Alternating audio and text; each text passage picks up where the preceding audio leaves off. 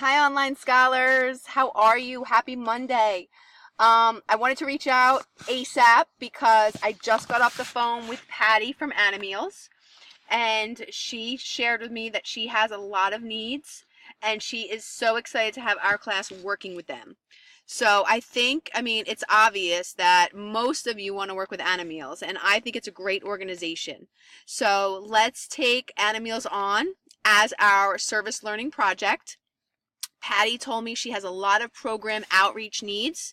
She's going to be looking for us to reach out to local food banks, senior centers, and social service centers.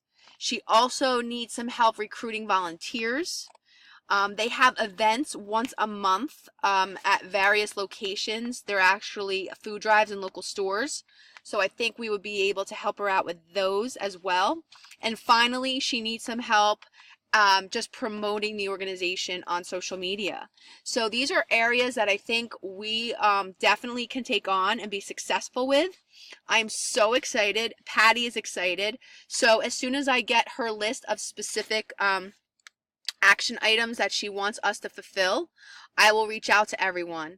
Most likely, I will be dividing the class probably into 3 groups.